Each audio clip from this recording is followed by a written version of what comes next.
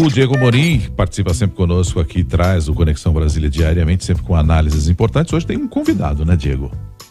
É isso, Nonato. Às 7h07 a gente recebe com muita alegria aqui nos estúdios da Nova Brasil, em Brasília, o ministro da Previdência Social, Carlos Lupe. Ministro, bom dia, bem-vindo ao jornalismo da Nova Brasil FM.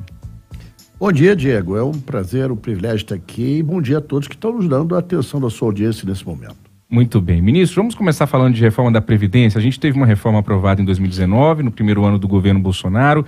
O senhor assumiu o atual ministério em janeiro de 2023, logo no início desse terceiro governo Lula, e falou em rever a reforma da Previdência. O senhor também costuma usar a expressão anti-reforma.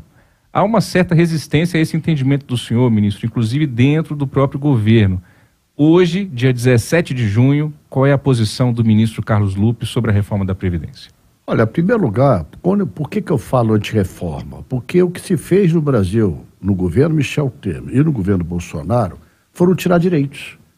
As pessoas deixam de considerar a importância que tem para a economia 40 milhões de brasileiros, em torno de 39.975.000, que recebem algum benefício da Previdência. São 65 bilhões de reais investidos. Costumo dizer que ser humano não é despesa, é investimento. Por que é investimento? Porque, em média, ganha R$ 1.860, e alguém guarda algum dinheiro recebendo R$ 1.860, se alguém encontra alguém que guarde, me avise, porque deve ser o maior gênio da economia do mundo.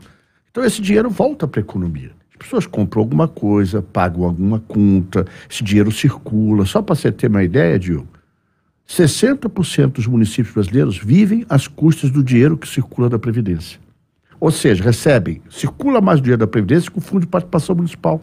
Simplesmente, se a gente parar de pagar os benefícios da Previdência, o que não irá acontecer, para-se os municípios brasileiros. Então tem que se considerar a Previdência como um grande injetor, um grande motivador, um grande alimentador da economia nacional. Por isso, quando eu falei da anti-reforma, eu falei principalmente num fato que é o que me marcou, logo que eu assumi. É que quando a gente morre, o homem, a mulher, a pessoa que tem direito à pensão tem 60% da pensão. Ou seja, parece o seguinte para qualquer um: ficou viúvo, então a tua vida vai melhorar. Só 60% da renda do ex-esposo ou da ex-esposa. E eu achei, olha, isso eu acho um absurdo e continuo achando absurdo. Mas é uma luta muito desigual. Eu praticamente sou voz sozinha, isolada. É uma luta diária. Então eu continuo pensando igual. Eu acho que isso é profundamente injusto com essa base da sociedade, mas infelizmente até agora não consegui ecoar a minha voz. Ministro, o senhor nega o déficit da Previdência. Em mais de uma ocasião o senhor negou o déficit. Não existe déficit na Previdência do Brasil? Olha, não existe déficit, existe o que considera um déficit. Você tem, desses quase 40 milhões de brasileiros que recebem algum benefício, cerca de 30 milhões e um pouquinho, que são de contribuintes da Previdência. Gente que paga e recebe porque pagou e tem algum direito porque pagou. Desde aposentadoria, pensão, você tem um auxílio saúde, você tem um salário, o salário de nascimento, maternidade, auxílio maternidade. Então você tem uma série de direitos que são daqueles que são os contribuintes da Previdência. E você tem corretamente, dada pela Constituinte de 88, os auxílios sociais. Você tem o BPC-Loas, você tem o trabalhador agrícola, 80% nunca contribuiu com a Previdência. Você tem uma série de benefícios sociais que representam em torno de 9 milhões, 8 milhões a 9 milhões de beneficiários. Se eu considerar o que arrecada os 55 milhões de trabalhadores que pagam o INSS, a Previdência Social, com os 30 milhões, mais os autônomos, são quase 60 milhões de contribuintes. O valor dessas contribuições cobre aqueles que são só seletistas, os que são contribuintes da Previdência, que têm algum tipo de contribuição. Aí esse dinheiro é equilibrado, você arrecada em torno de 54 bilhões, eu estou falando sempre números aproximados, okay. E você tem um investimento aí de 44 milhões, bilhões, tudo é com B de bola, né? Bilhões de reais. Tá. Então, se você colocar só os seletistas, você tem uma receita maior do que uma despesa. Quando entra o que a gente corretamente colocou na Constituinte. Dos sociais, aí aumenta para 65 bilhões por mês. Aí não tem esse equilíbrio de contas. 7h11, Michele Nonato. Bom dia, ministro. Obrigada por atender o jornalismo da Nova Brasil. Na semana passada, a gente entrevistou o economista Paulo Tafner, né, que é um dos grandes estudiosos em relação à questão da Previdência, e ele falava ele criticou a questão do ganho real do salário mínimo, dizendo que 60% dos benefícios da Previdência estão atrelados ao mínimo e que aí isso faz com que esse rombo, né, como ele chama, da Previdência, aumente ainda mais. Eu queria saber a sua opinião em relação a isso, né, porque muito se fala a respeito de desatrelar esse aumento real do salário mínimo dos benefícios da Previdência. E qual é a proposta do governo para lidar com uma população cada vez mais envelhecida, já que há estimativas de que daqui a alguns anos a gente tenha um contribuinte para um beneficiário, e aí essa conta não fecharia? Bom, em primeiro lugar, ao nosso querido especialista, não são 60% não, são 70% dos que recebem algum provento da Previdência vinculados ao salário mínimo. Segundo, isso é direito constitucional, isso foi dado pela Constituição Brasileira de 1988 e foi agora regulamentado. O presidente Lula já fez isso durante seus governos, a presidente Dilma também, e voltou a fazer agora no seu primeiro ano.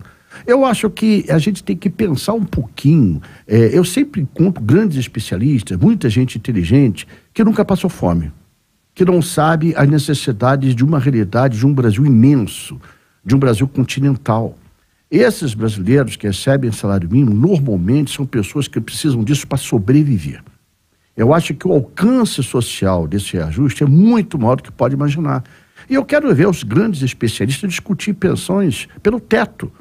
A média de quem recebe pensão no Brasil, de alguns setores estratégicos, Poder Judiciário, Tribunais de Contas, militares, é 8, 10 vezes maior do que a média de quem recebe benefício da Previdência Social.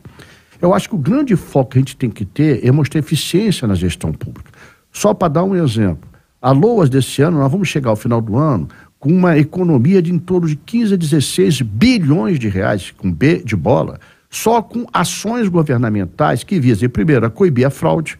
Segundo, criamos o chamado ateste médico, o atestado médico eletrônico. Só para você ter uma ideia como as coisas assustam, os especialistas não conseguem enxergar. As pessoas anteriormente levavam em média um ano e um pouquinho para receber os seus proventos de licença saúde. Com isso, com direito de protocolo, o cidadão que dava entrada desse pedido de licença saúde tinha desde o dia que dava entrada seu direito adquirido. Como levava um ano e dois meses, 1 ano e 3 meses para receber, ele recebia o relativo a esse período todo. Ou seja, 12 prestações, 13 prestações. Com o ateste médico que nós introduzimos em setembro do ano passado, isso está levando em média 15 dias a concessão definitiva do auxílio doença. Com essa efetivação em 15 dias, o que acontece? As pessoas estão recebendo apenas, inicialmente, os 90 dias iniciais previstos por leis. Ou seja, nós estamos economizando quase 9 meses de pagamento.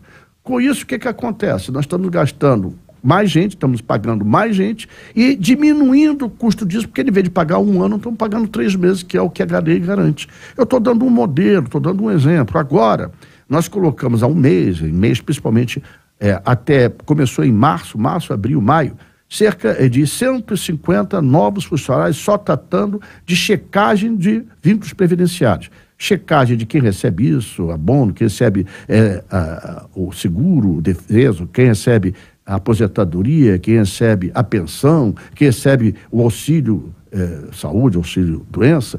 1 bilhão foi economizado em 4 meses. Então, para mim, no meu foco, vocês verão isso, eu não quero apenas dizer nas palavras, eu quero provar isso ao final do ano. Nós vamos fazer uma economia que vai dar em torno, com a teste médico, esse serviço de checagem de possíveis fraudes e outras medidas paralelas que estamos tomando, nós vamos economizar de 15 a 16 bilhões de reais nesse ano. Será a menos do que estava previsto na LOAS, Lei de Orçamento, Diretrizes Orçamentárias, que se manda para a Câmara dos Deputados. Para mim, é esse o foco da economia. É pagar a quem tem direito, dar direito a quem tem direito. E quem não tem direito, os zangões, os intermediários, que procurem outra função em vez de explorar quem precisa ter o seu direito garantido. Ô ministro, até que ponto preocupa o envelhecimento da população brasileira por esse sistema que nós temos hoje previdenciário, aqui no Brasil. É para se pensar numa possibilidade até de alteração de idade mínima para se aposentar, à medida em que a gente tem um envelhecimento contínuo e mais uma longevidade também, graças a Deus, né? Graças aos médicos também, da população. Chega a preocupar esse envelhecimento da população para o atual sistema previdenciário nacional? Qual é a visão do senhor? Olha, em primeiro lugar, a gente tem que fazer comparação com o mundo. O Japão, por exemplo, é o país que mais longevidade tem do mundo. A média de vida do Japão é 87 anos de idade. E eles normalmente pagam a pensão a partir de 60 anos. Os Estados Unidos da América do Norte teve no ano passado $1 trilhão. $1 trilhão de déficit orçamentário. Ninguém quer discutir o mega capitalismo, o país que é o modelo de capitalismo do mundo, teve $1 trilhão de déficit orçamentário no ano passado. Ou seja, arrecadou menos do que tinha para gastar $1 trilhão de dólares. Então, a discussão tem que ser aprofundada com transparência num país muito carente, num país de mais de 200 milhões de brasileiros, em que 40 milhões de brasileiros sequer conseguem ter uma proteína por dia. Então, vamos humanizar essa discussão. Vamos ter problema daqui a 10, 20 anos. Vamos primeiro saber se não é melhor coibir a fraude, diminuir os intermediários que ganham dinheiro em cima da miséria das pessoas e melhorar a receita. Olha, ao mesmo tempo que se cobra, naturalmente, legitimamente, eu tenho essa discussão, mas eu entendo perfeitamente a voz dos especialistas, mas ao mesmo tempo que os especialistas cobram que a Previdência não tenha o reajuste real do salário mínimo, nem os benefícios tenham o reajuste real do salário mínimo, eles não cobram, por exemplo, a quantidade de isenções que a Previdência dá, que o Congresso dá, que o próprio governo dá, os bilhões que vai pelo ralo das isenções fiscais. Aí é uma conta que nunca vai fechar. Nós não estamos conseguindo, aliás, estamos até com a geração de emprego, está melhorando a arrecadação. Quanto mais gente trabalhando, mais a arrecadação tem a Previdência Social. Não se coíbe a fraude. Nós temos quase R$1 bilhão, foi apontado pelo Tribunal de Contas, em dívidas não cobradas da Previdência Social. Empresas que falem, que fecham, em toda a área. Olha, grandes grupos empresariais devendo a Previdência até hoje. Que então, o recurso foi para o Supremo e está parado, não consegue se ter uma solução. Então, vamos pensar num processo social, o que é a Previdência Social, o que são, aliás, 40 milhões de brasileiros que dependem da Previdência para sobreviver. Para mim, esse é o foco da discussão principal. Eu sou essencialmente humanista. Para mim, o governo tem que ter funcionalidade para a grande maioria da população que sequer tem consciência do seu direito. São 40 milhões de brasileiros. Não estou falando de 4 mil, não estou falando de 4 milhões, estou falando de 40 milhões de brasileiros. Muitos deles sequer estão me ouvindo, sequer sabem quem eu sou. Mas o meu papel não é agradar a quem eu possa agradar, é fazer aquilo que eu acredito ser justo. Então, Previdência Social, melhorar a arrecadação, primeiro ponto. Ter mais gente trabalhando, mais geração de empregos, já está acontecendo. Segundo, diminuir a fraude. Muita fraude. Terceiro, só dar isenção para quem gere muito emprego, porque senão não compensa. E quarto, cobrar as grandes dívidas da Previdência. Será que com isso não diminuía muito o impacto das despesas da Previdência Social? É uma pergunta que eu deixo para os especialistas responderem. 7h20, ministro Carlos Lupe da Previdência Social, ao vivo aqui no jornalismo da Nova Brasil FM, nos estúdios em Brasília. Ministro, a gente tem um pouquinho ainda de tempo, coisa rápida, mas não posso deixar de perguntá-lo sobre o seguinte: o senhor falou em aumentar a arrecadação. O governo Lula está aí quebrando a cabeça para saber de onde tira dinheiro. O ministro Fernando Haddad, ministra Simone Tebet, dando declarações nos últimos dias em relação a esse assunto. Fala-se, inclusive, em possibilidade de corte de gastos na Previdência dos militares. Qual a opinião do senhor sobre esse assunto? Eu acho que esse é um dos focos que tem que ter coragem para tocar. Não é só do foco da Previdência dos militares, tem muitos exageros. Nós temos que examinar e conversar nos soldos, filho. Olha, tem muita gente que recebe, depois que se aposenta, mais do que recebia na ativa. Tem muita gente dos tribunais, por exemplo, um juiz quando é condenado, você sabe qual é a pena do juiz? É compulsoriamente ser aposentado. Em média, juízes vai ganhar entre 30 e 40 mil reais por mês. Será que não é esse o foco que tinha que se ter coragem de fazer, em vez de chegar e pegar quem ganha R$1.800, R$1.860? É justa essa sociedade? Eu só quero perguntar, eu quero pedir aos especialistas para me encontrar solução para essas pessoas que só vivem da renda da Previdência Social. Nós queremos mais gente na rua, nós queremos mais gente na miséria, mais pedinte. Essa é a sociedade que a gente quer? Eu quero discutir isso, é só isso. Eu só quero que a sociedade saiba o efeito da Previdência. Isso que eu te falei de 60% dos municípios se sustentarem com o dinheiro da Previdência é fundamental. Vamos parar os municípios, então? Então tem que discutir com clareza, não se pode colocar o peso na parte mais frágil da sociedade para se equilibrar a finança do país. Então o senhor é a favor de avançar com esse debate? Sou a favor que tem que mexer na Previdência dos militares. Dos privilégios. Qualquer um que seja. Okay. Qualquer um que seja. Privilégio só para as crianças. Ô, ministro, já dizia mas aí... Leonel de Moura Brizola. Essa coragem tem que vir de quem, essa coragem que o senhor fala? Todos nós, todos nós. Começa com os especialistas, né? Quando tiver debate, começa quando a gente fazer podcast, começar a colocar quanto se gasta com o Poder Judiciário, com tribunais de conta, com os militares. Por que um juiz, quando comete um crime, recebe na sua expulsão compulsória o salário de juiz de 40, 50 mil reais? Vamos travar essa discussão? Ou a discussão é pegar quem ganha R$ 1.860, em média? Essa para mim, é a discussão verdadeira que você tem que ter. Agora, é claro, você tem pouca repercussão, você não tem muito impacto, porque é gente muito poderosa. E com poder não se brinca, né? A base dessa sociedade, esses 40 milhões de brasileiros, está nesse Brasil profundo, está nesse Brasil mais carente. Essa base, poucos querem defendê-los. Então, o nosso papel é defender aquilo que a gente acredita. Eu sou de uma corrente de pensamento, há 44 anos no PDT, que é o único partido da minha vida, que sempre defendeu essa base da sociedade. E eu vou continuar fazendo isso. Ministro, como é que o debate dos consignados aí do INSS também pode contribuir nisso? Olha, outra guerra, né? Eu gosto de luta, né? E as minhas lutas são sempre com gente muito poderosa. Eu assumi o ministério com a taxa mensal dos consignados em 2,17. Agora está 1,62. Vamos baixar mais ainda. Porque isso representa, por exemplo, a taxa de hoje, 22% ao ano. A taxa Selic está 10,5%. É o dobro da taxa Selic. Agora, é o mais baixo cobrança de taxa de juros que existe em todo o mercado. Agora, tem que ser coragem de falar para essas pessoas... 1,66? 62, né? Tá. Eu depois te dou um exemplo que é muito na cabeça da gente. Né? Tá. Mas eu estou dizendo isso como exemplo, por quê? Porque esse setor, 16 milhões de brasileiros têm algum tipo de empréstimo. Quase 40 milhões de diferentes empréstimos, que a mesma pessoa faz 2, 3 empréstimos. Quando você diminui a taxa de juros dele, você faz com que ele tenha um pouquinho de dinheiro para comprar uma geladeira, para melhorar a sua vida. Isso que ele está tentando fazer. 7h24, ministro, em uma frase, não posso deixar de me despedir do senhor antes de falar de Ciro Gomes, um grande nome do partido do senhor, o PDT. Qual o papel de Ciro Gomes hoje na política brasileira?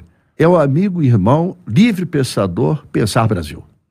Muito bem. 7h24, o ministro Carlos Lupe, da Previdência Social. Até uma próxima oportunidade. Bem-vindo sempre ao jornalismo da 97,5 FM aqui em Brasília, em toda a rede Nova Brasil. Obrigado. É muito importante para a democracia ter esse espaço e vocês cada vez crescerem mais democraticamente como estão fazendo. Muito obrigado. Um abraço.